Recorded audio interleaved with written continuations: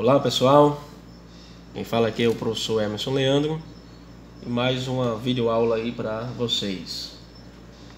Nesse vídeo vamos falar sobre, dando continuidade, sobre regra de 3. No vídeo anterior nós vimos a regra de 3 direta e agora vamos ver a regra de 3 inversa. Gente, a questão diz o seguinte: uma equipe de operários trabalhando 8 horas por dia realizou determinada obra em 20 dias. Se o número de horas de serviço for reduzido para 5 horas por dia, em que prazo essa equipe fará o mesmo trabalho? Então, a primeira dica é que temos que armar a nossa regra de 3 e colocar grandeza abaixo de grandeza.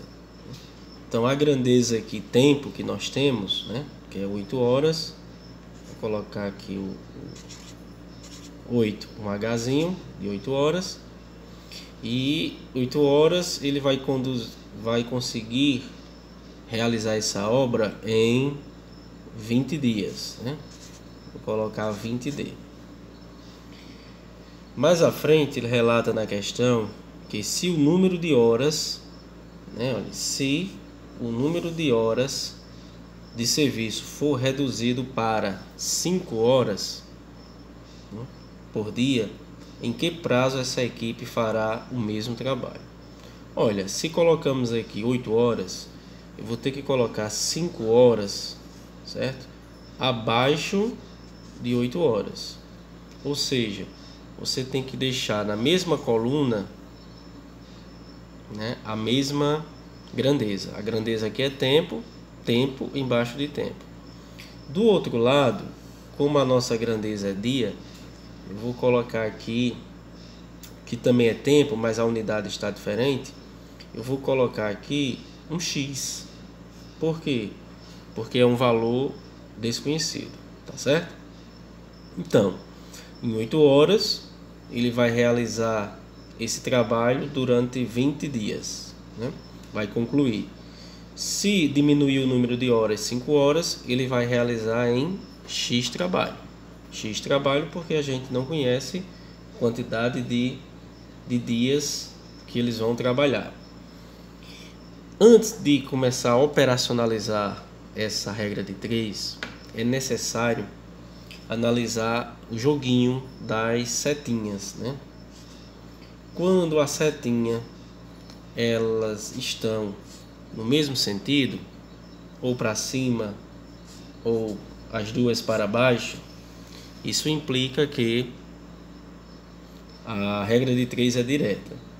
Quando uma setinha estiver para baixo e a outra setinha para cima, ou vice-versa, isso indica que a operação, a nossa regra de 3 será inversa.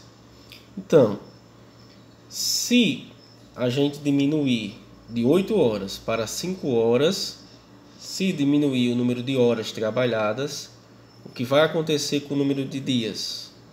Vai aumentar ou vai diminuir? Vai aumentar, né? Menos horas de trabalho implica em mais dias para concluir essa obra. Então, uma setinha está para baixo, que a quantidade de horas diminui, e a outra setinha está para cima, que é a quantidade de dias que aumenta. Sendo assim, a gente já sabe que a questão envolve uma regra de 3 com ação inversa, tá bom? Sendo assim, o que é que nós vamos fazer? Eu vou colocar aqui, para que vocês compreendam, eu vou colocar aqui 8, certo? 8 sobre 5, né? Vai ser igual, aí eu vou fazer a inversão. O X vai ficar em cima e o 20 vai ficar embaixo. Joia? O 8 sobre 5 está aqui, né, na nossa primeira grandeza do tempo em hora. E a segunda, que é a grandeza do tempo em dias, a gente vai fazer a inversão. O 20 que estava em cima vai para baixo e o x que estava embaixo vem para cima, tá certo? Sendo assim, depois de colocar essa igualdade, você vai fazer meios pelos extremos, tá certo? Então, eu vou pegar aqui o x vezes 5, que vai dar 5x, vai ser igual a quanto? A 8 vezes 20, né? Então, vou colocar aqui 8 vezes 20. Esse cara aqui, o 5, está multiplicando, né? Então, a gente vai passar esse 5 dividindo, tá multiplicando, passa para o outro membro dividindo, tá certo? Então, o 5 está multiplicando, vem para cá dividindo.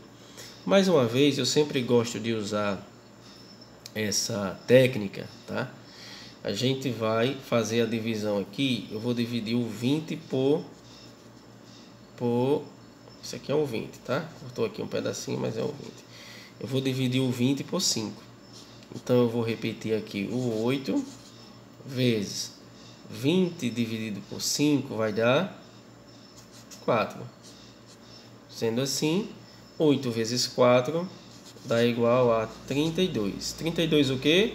Olha o que é que a gente quer encontrar. Dias, né? A gente já sabia que a quantidade de dias seria aumentada, né? Por quê? Porque o número de horas trabalhadas diminuiu, então o número de dias para terminar a obra vai ter que aumentar. Então, como enquanto um desce, o outro sobe, enquanto o número de horas desce, a quantidade de dias para terminar a obra aumenta. Essa regrinha de 3 tem uma ação inversa. Por isso que a gente tem que fazer essa inversão, né? O 20 que está em cima vem para baixo e o x que está embaixo vai para cima. E aí você faz meios pelos extremos e continua a nossa questão. Gente, mais uma aula aí do professor Emerson Leandro. Um grande abraço a todos e até o nosso próximo encontro. Valeu, gente!